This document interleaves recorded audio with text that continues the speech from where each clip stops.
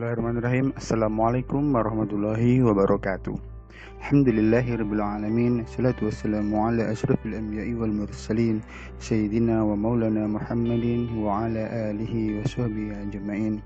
Asyhadu an la ilaha illallah wahdahu la syarika lah wa asyhadu anna Muhammadan 'abduhu wa rasuluhu la nabiyya wa la rasula ba'dah.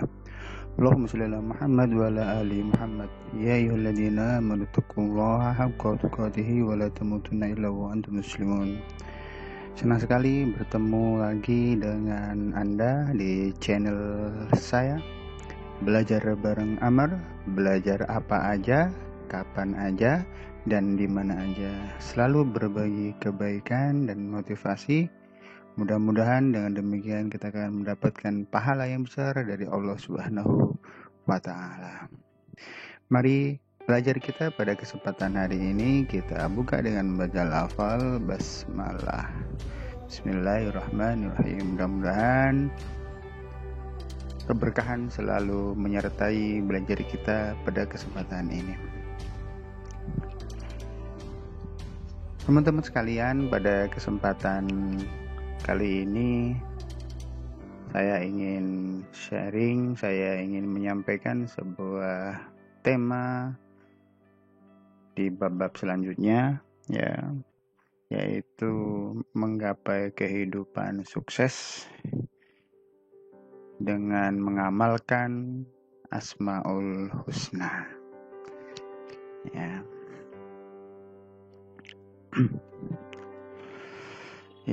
Sukses dengan Asmaul Husna. Wah, ini pembelajarannya luar biasa karena Asmaul Husna kan ada banyak sekali ya. Jadi nanti kita akan membahasnya. Jadi optimalisasi spiritual question, jadi kecerdasan spiritual dalam rangka sukses hidupnya dan berkah hidupnya pula. Ya.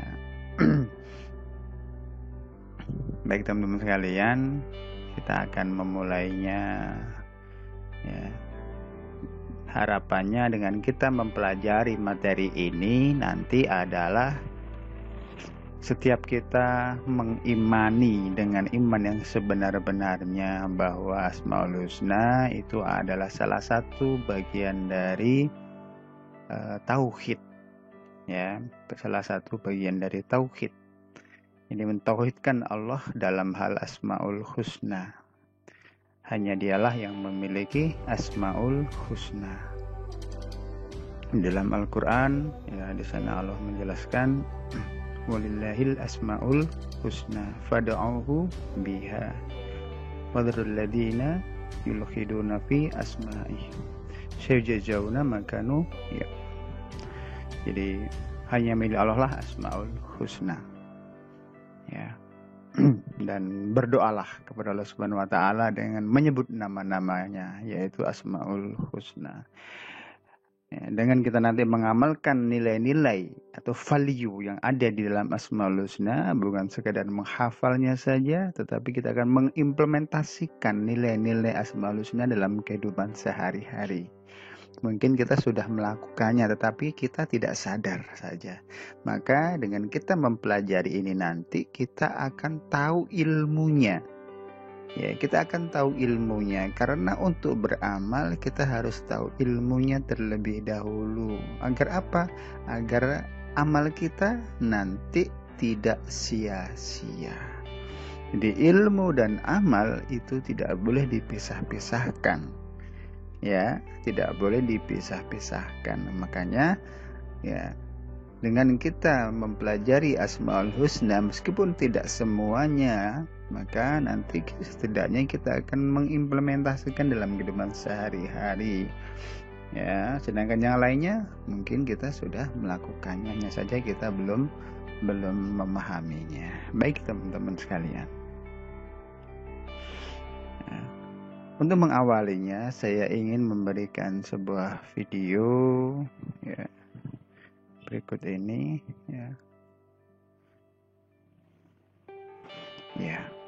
Ini adalah gambaran betapa tingginya dan luasnya jagat raya ini.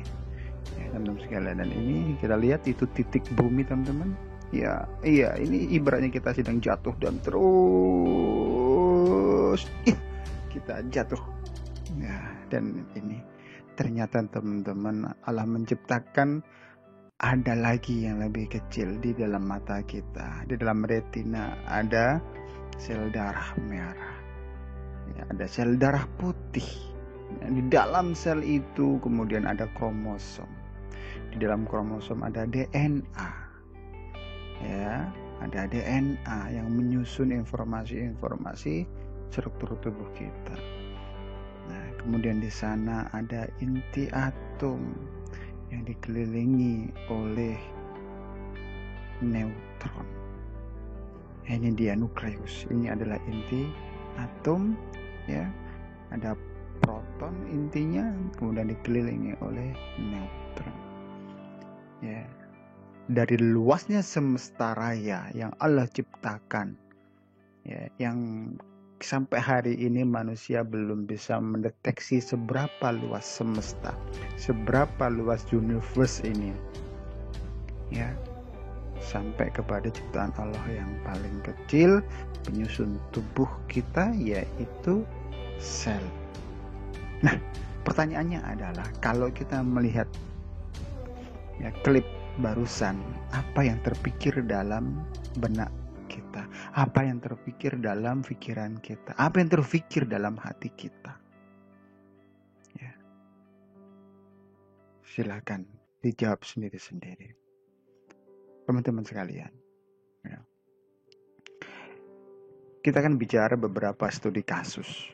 Ya, ada orang yang membunuh anaknya gara-gara anaknya susah diajarin belajar daring.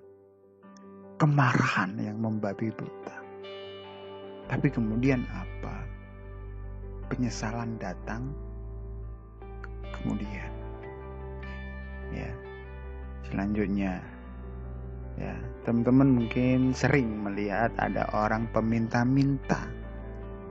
Ya, apa yang teman-teman lakukan ketika melihat peminta-minta atau pengemis? Pasti ya, dalam hati kita ada dua hal. Yang pertama, ingin menolongnya.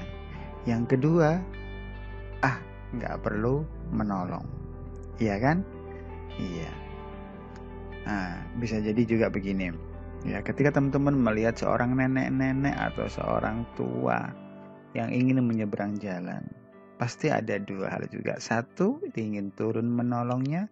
Yang kedua, mungkin yang orang lain sudah menolongnya. Nah, gitu. Nah, ini kasus yang sering juga yang terjadi pas ulangan. Nggak bisa tuh ngerjain soal, ya. Nah, kemudian ada dua hati, ada dua pikiran, ya, ada dua perasaan yang bermain dalam hati. Ya, tetap jujur, tidak menyontek, atau yang kedua, mencontek.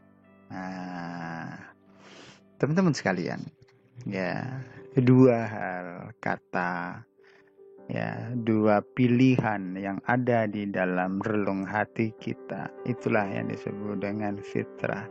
Itulah yang disebut dengan mata hati. Ya, kalbu.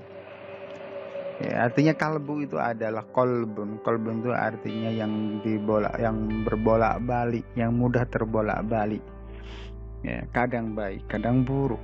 Ya, namun sesungguhnya teman-teman, ya, saya yakin setiap orang kecenderungannya adalah kepada kebaikan.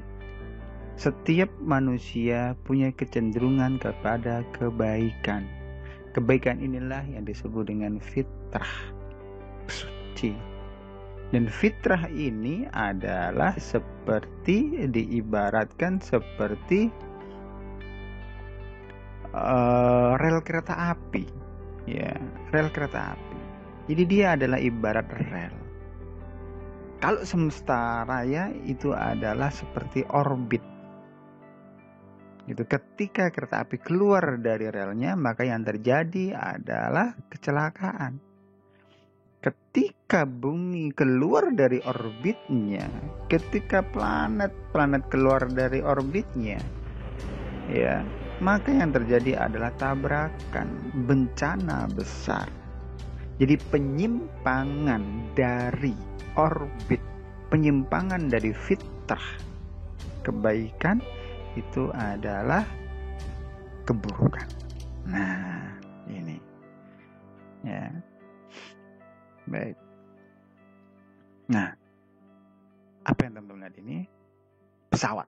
Oke, baik, pesawat. Apa yang ada di dalam pesawat? Ya, ada orangnya, ada pilotnya, ya kan? Ada rodanya, ada baling-baling dan seterusnya. Ya, bagaimana dia bisa terbang? Ya, dia bisa terbang karena ya ada orang yang membuatnya. Ya, itu kemudian orang menyebutnya sebagai kecerdasan. Pak Habibie bisa membuat pesawat, dia disebut sebagai orang yang cerdas, orang yang pintar. Ya, kemudian orang bilang maka dia sukses.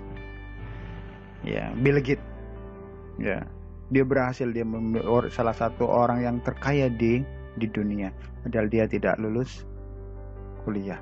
Dia juga disebut sebagai orang yang sukses. Jack Ma juga pun demikian, ya, pemilik Alibaba Group.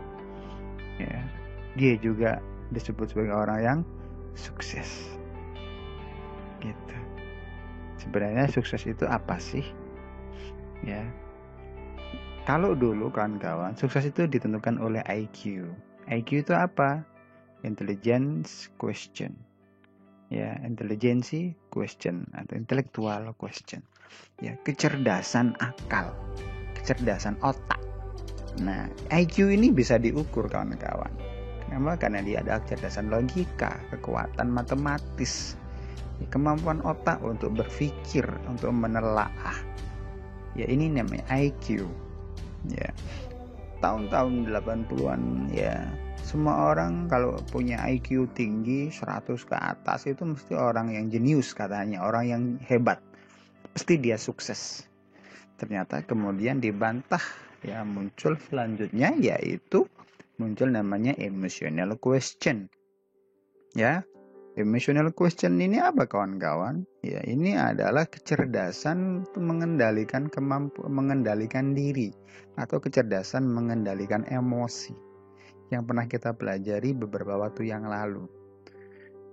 Ya, laisa syadidu bisur'ati fa innama syadidul ladzi yamliku nafsahu indal ghadab. Orang yang hebat itu bukan orang yang kuat badannya, tetapi orang yang bisa mengendalikan emosinya, bisa mengendalikan dirinya. Nah, ini ya, kemampuan diri dalam mengelola emosi, kemampuan diri dalam mengelola diri. Ada orang pinter, IQ-nya tinggi, tetapi dia tidak bisa mengendalikan dirinya, maka dia kemudian tidak disebut sebagai orang yang sukses. Banyak orang yang IQ-nya tinggi, dia jadi pejabat dan seterusnya, tapi apa yang terjadi? Ternyata dia nggak bisa mengendalikan dirinya untuk menahan diri untuk tidak korupsi. Apa yang terjadi? Dia korupsi. Nah, itu dia. Yang ketiga, ternyata ya, emotional question ini pun ya ada yang menolaknya. Ya, bisa jadi ditambahkan oleh Dana Zohar dan Ian Marshall, yaitu namanya SQ, spiritual question. Apa itu spiritual question? Ya, ini adalah kecerdasan, kekuatan spiritual, ya, kecerdasan dalam keimanan. Ya, dan setiap orang ini memiliki. Nah, kalau di dalam agama Islam, ya, Ari Ginanjar dalam bukunya OESK menyebutkan bahwa spiritual question ini basicnya adalah Asmaul Husna. Ya, basicnya adalah Asmaul Husna. Kemudian yang keempat ada yang menambahkan namanya Aki, yaitu adversarial question. Apa ini teman-teman? Ini adalah kecerdasan dalam bertahan hidup, kemampuan survive. Ya, ada loh orang yang imannya kuat, tiba-tiba kemudian dia tidak survive, berarti imannya kemudian tidak kuat. Ya, itu ya, gitu. Ini. Nah, sebenarnya keempat ini saling melengkapi, ya, saling melengkapi. Itu. Kecerdasan bertahan hidup, di dalamnya ada kecerdasan spiritual, juga ada di dalamnya kecerdasan emosional juga. Nah, ini artinya semuanya ini sebenarnya saling melengkapi. Ya, maka jangan menjadikan IQ menjadi dewa, ya, EQ menjadi dewa pula. Ya. Nah, ini. Ya. Mari bersama-sama IQ dikuatkan dengan cara banyak belajar, IQ dilatih, ya, ya, untuk mengendalikan dirinya. Spiritual question ini dipelajari, diamalkan, diyakini. Spiritual question, ya, kemampuan bertahan hidup ini harus dilatih, ya, bertahan hidup, ya, dalam keadaan tidak normal. Nah, ini dia, ya.